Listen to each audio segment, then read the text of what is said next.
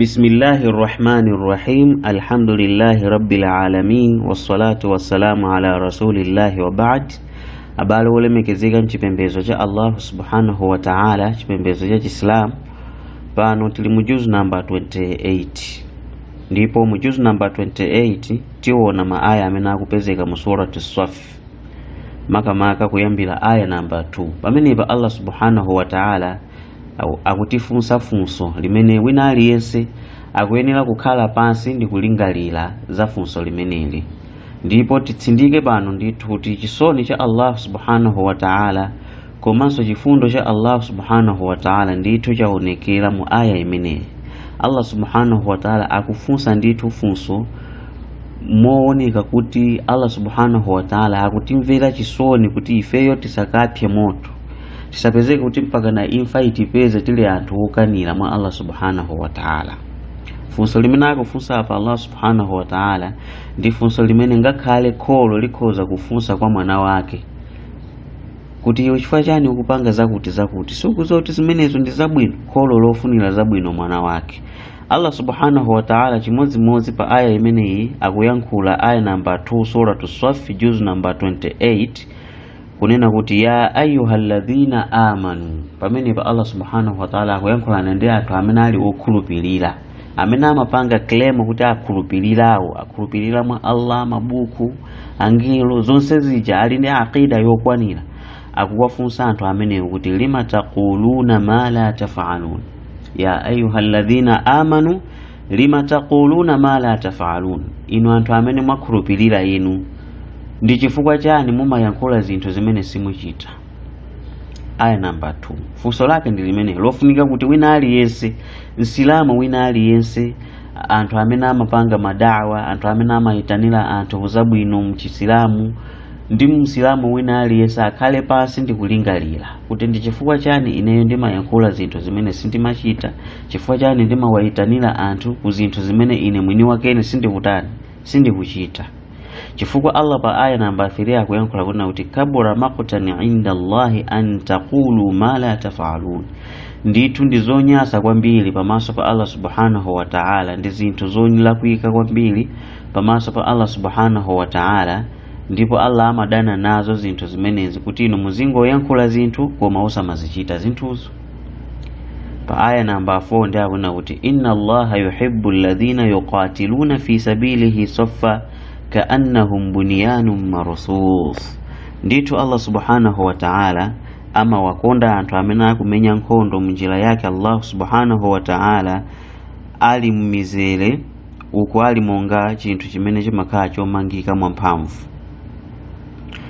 Tiyambe choncho ndithu tsiku la lero kunena kuti Allah subhanahu wa ta'ala akutifunsa ifeyo funso komanso kutiuza kuti zimene timachita ifeyo ndi zinthu zolakwika kwambiri, kumayankhula zinthu zimene sitimapanga, kumawalalikira anthu zinthu zimene ife olalikirafe sitikupanga. Malingana ndi Ibn Abbas radhiyallahu anhu adayankhula kunena kuti kana an-nasu minal mu'minina qabla an yufrada al-jihad yaqulun, kunena kuti ndithu anali anthu ena mwa anthu okhulupirira asilamu jihadi isanapangidwe kukhala faradhi kwa iwo, anali kuyankhula kunena kuti wadadna law anna Allah akhbarana bi ahabba al-a'mal fana'mal biha falamma akhbarahum anna ahabba al-a'mal ilayhi al-jihad kariha dhalika unasun minhum wa shaqqa alayhim amra fanazalat hadhihi al-aya. Akuti anali anthu ena, osati onse koma anthu ena mwa anthu okhulupirira asilamu, jihadi isanapangidwe kukhala faradhi kwa iwowo, ankayankhula kunena kuti ndithu ife tikulonjeza law anna Allah akhbarana bi ahabba al-a'mal, ngati Allah subhanahu wa ta'ala akanatiuza ifeyo ntchito yokondedwa kwa iyeyo Allah subhanahu wa ta'ala, fana'mal biha, ndithu ife ntchito imeneyo tikanayigwira. Ndiye akunena kuti falamma akhbarahum anna ahabba al-a'mala ilayhi, pamene Allah subhanahu wa ta'ala tsopano anawauza kuti ntchito yokondedwa kwambiri pamaso pa Allah subhanahu wa ta'ala ndiye ndi jihadi, kumenya nkhondo munjira ya Allah subhanahu wa ta'ala. Akuti kariha dhalika unasum minhum, akuti anthu ena anadana nazo zimenezi, anthu ena mwa anthu okhulupirirawa zinawabowa zimenezi, komanso zinawayipira kuti ntchito yake akutiuza yokhuzana ndi za nkhondo za jihadi. Ndipo ndithu anali anthu oti anabanika kwambiri, komanso basa anali anthu oti abayizika mmaganizidwe kuti ntchito yake ndiye zikhala nkhondo. Anali anthu onyasidwa zedi. Ndipo Allah anatsitsa aya imeneyi.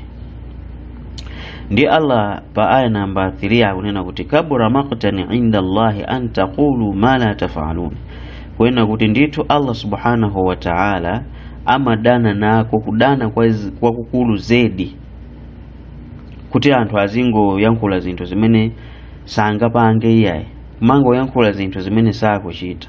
Ndipo zinanenedwa kuti aya imeneyi imakamba makamaka kwa anthu akuti hiya fi qaumin kanu ya'tuna ila nabi sallallahu alayhi wasallam, kuti aya imeneyi imawakamba anthu amene ankapita kwa mtumiki Muhammad sallallahu alayhi wasallama. Fayaqulu ahaduhum, ndipo mmodzi wa iwo akafika kwa mtumiki amayankhula kunena kuti qataltu bisayfi, ndithu ine ndamenya nkhondo ndi lupanga langa, upanga wanga ndithu ndagwirisa ntchito pomenyera nkhondo. Wadarabtu kadha wa kadha, ndipo ndammenya wakuti ku nkhondoko. Wahum lam yaf'alu dhalik, koma kumachita kuti iwo zimene ndizi sana chite ku nkhondo, sana pite ndipo lupanga sana gwirisa ntchito pomenyera nkhondo ya Allah subhanahu wa ta'ala. Ndipo palibe amene wammenya mwa makufaru ku nkhondo kumene koko. Ndithu zimene zozo akuti Allah subhanahu wa ta'ala amadana nazo. Ndiyeno pa aya namba 4 Allah subhanahu wa ta'ala wayankhula kunena kuti inna Allaha yuhibbu alladhina yuqatiluna fi sabilihi, kuti ndithu Allah subhanahu wa ta'ala amawakonda anthu amene amamenya nkhondo munjira ya Allah subhanahu wa ta'ala. Apatu nkhondo zake zimene tikukamba sizalelozi zimene anthu akumakangana basi kumalimbirana migodi ya mafuta, kapena kumalimbirana usupapawa, kapena kumalimbirana zichanchani akuti ine ndikhale wochuka kudera limeneli mwakuti, kapena akulimbirana mashipi pamazi zapa duniyazi. Iya apa tikukamba jihadi imene cholinga chake litakuna kalimatullahi hiya al-ulya, kuti ndithu liwu la Allah subhanahu wa ta'ala likhale pamwamba. Jihadi yolimbikisa tauhidi, kuti anthu amudziwe Allah subhanahu wa ta'ala, limene tikukamba pamenepo. Ndiye Allah subhanahu wa ta'ala yubayinu Allah ta'ala lahum, Allah subhanahu wa ta'ala akuwauza anthu amene anthu okhulupirirawa anna al-qitala fi sabilillahi huwa a'la ma yuhibbuhu Allah, kuti ndithu kumenya nkhondo munjira ya Allah subhanahu wa ta'ala ndi chinthu chapamwamba zedi chimene Allah amachikonda kumwa akapolo ake. Ndipo pali hadithi imene mtumiki adayankhula kunena kuti ra'sul amrul islam, kunena kuti mutu wa china chilichonse chokhuzana ndi chipembezo ndiye kuti ndi dini ya Chiislamu. Wa amudihi salah, ndipo ndithu nsichi za chipembezo chimenechi ndiye ndi swala. Wa dharwatu sanamihi aljihadu fi sabilillah, ndipo chinthu chimene chimalimbikisa ukulu wa chipembezo chimenechi, chinthu chimene chimapangisa kuti chipembezo chimene chikhale chopamwamba komanso cha mphamvu zedi ndiye ndi kumenya nkhondo munjira ya Allah subhanahu wa ta'ala. Zimenezi ndithu ndi zimene akutiuza Allah subhanahu wa ta'ala pamenepa. Abale wolemekezeka mwa Allah subhanahu wa ta'ala, pambuyo poti tayankhula zimenezi ndiye timafuna tinene kuti maaya amene wawa, kapena kuti aya imene yoyambilira imene tawerenga aya namba 2, ndithu aya yolemekezeka imeneyi ikupanga support ma view kapena kuti ma opinion ama scholars angapo ochokera mwa scholars a salafi salih, anthu amene amagwira ntchito zabwino amene anapita masalafi.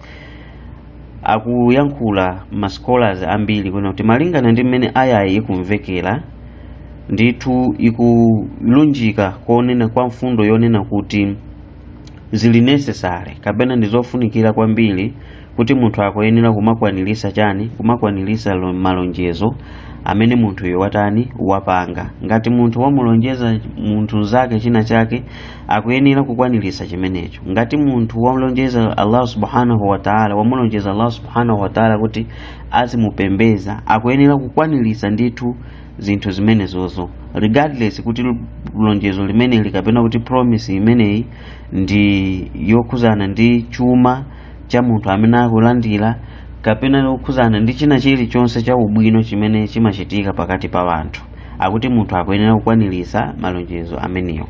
Ndipo amapanganso argue ma scholars amenewa kuchokera mu sunna, mahadithi osiyanasiyana, makamaka hadithi imene inalembedwa mu sahihain, chitabu cha Bukhari ndi Muslim, mmene mtumiki Muhammad sallallahu alayhi wasallama adayankhula kunena kuti ayatul munafiqi thalathun, zizindikiro za mamunafiqun, anthu anthila kuwiri akapirikoni, zilipo zitatu. Idha wa'ada akhlafa, kwena kuti nthawi imene apanga malonjezo amaphwanya malonjezo ameneyo, promise imeneyo amayiphwanya.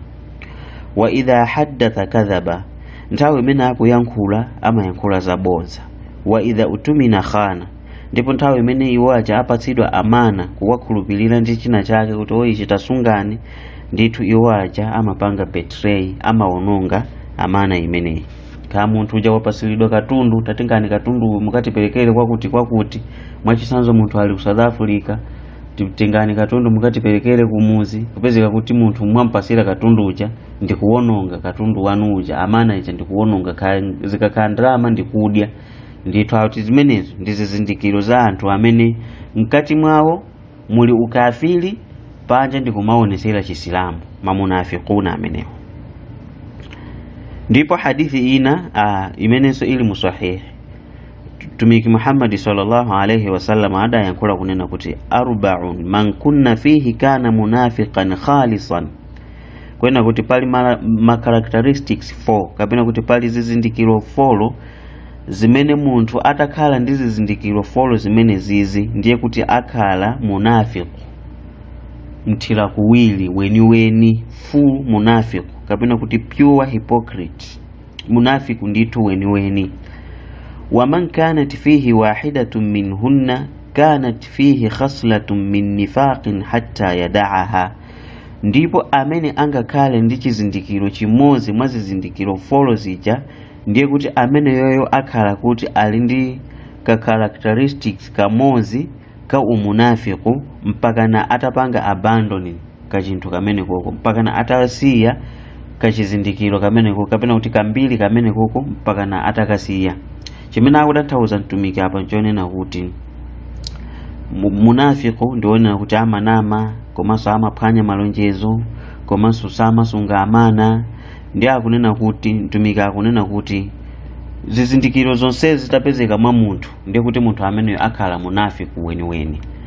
Pamene atapezeka ndi chinthu chimodzi mwa zinthu zimene zizi, zizindikiro zimene zizi, ndiye kuti munthu ameneyo yoyo akhala kuti ali ndi kapati kena kake ka umunafiku mu mtima mwake, mpaka na atasiya zimenezo.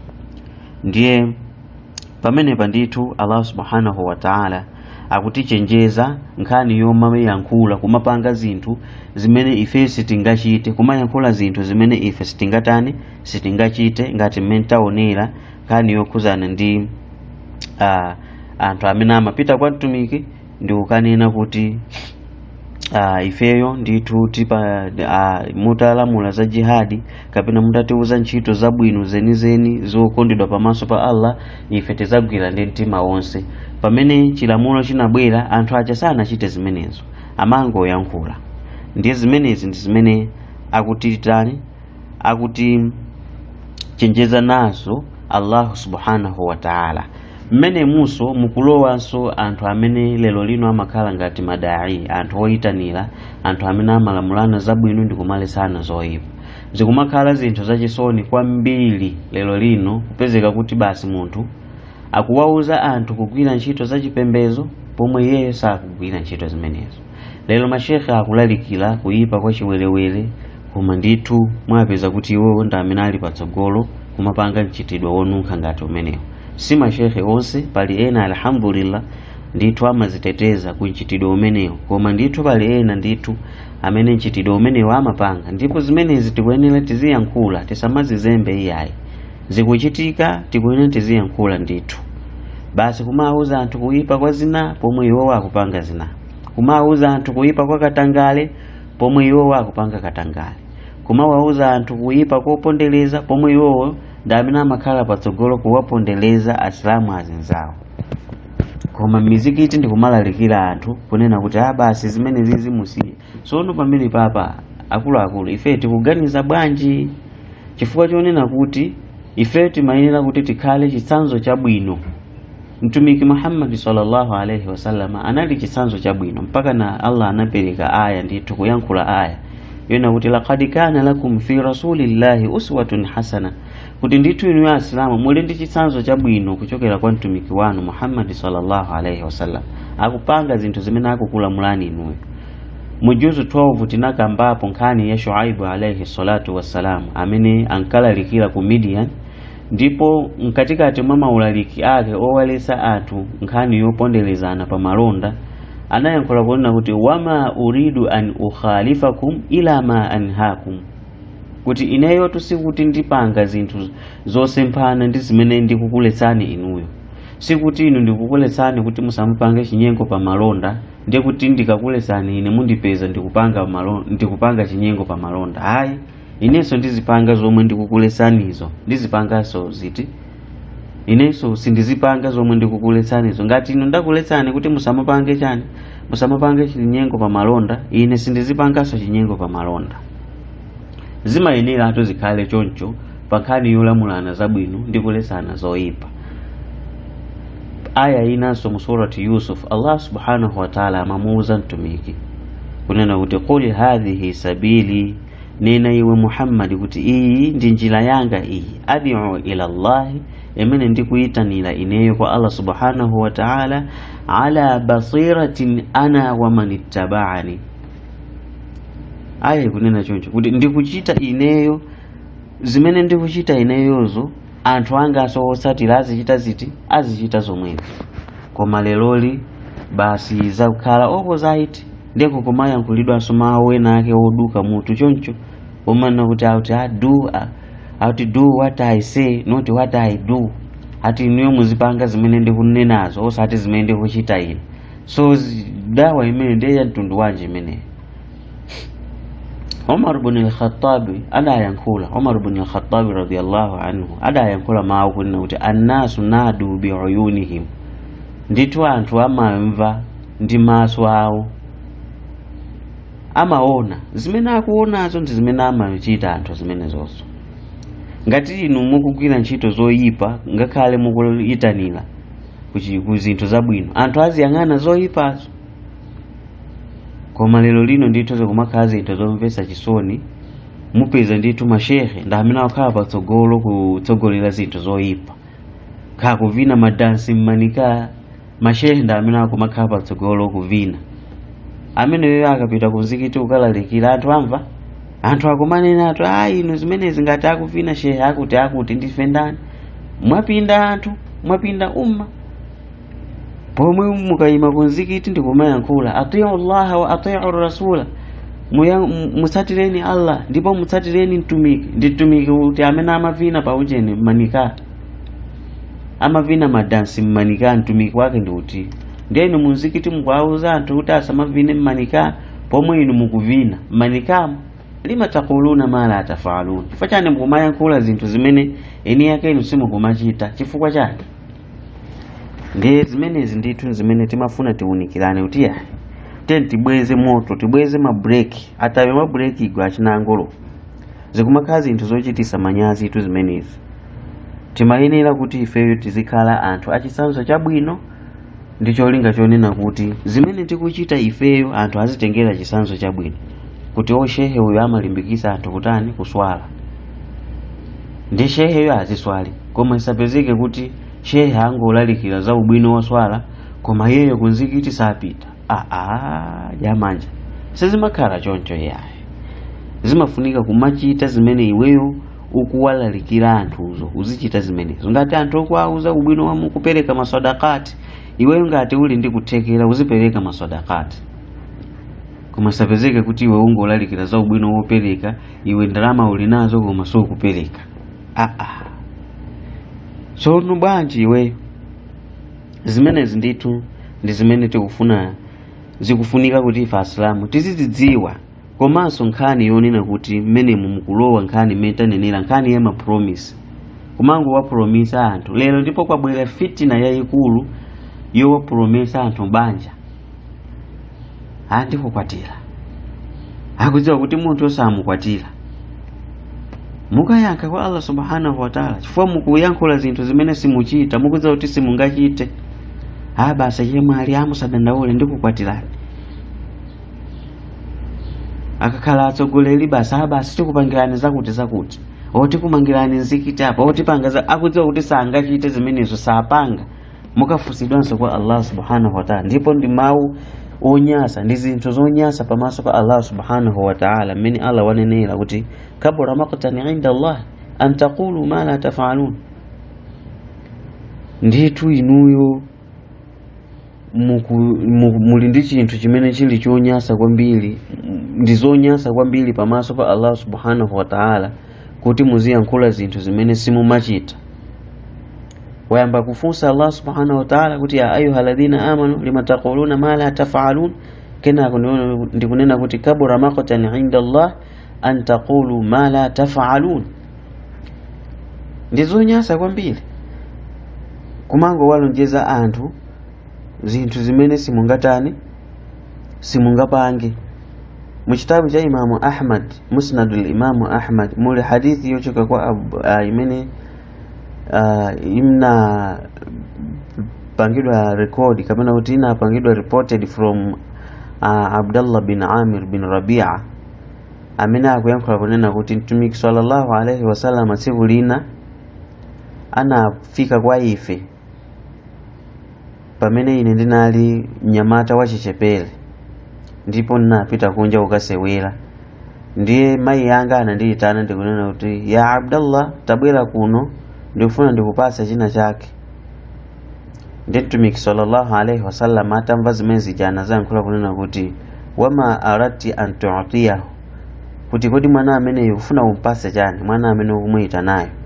Faqalat, ndiye mayi yake Abdullah adayankha kunena kuti at-tamru, ndifuna ndimpase tende.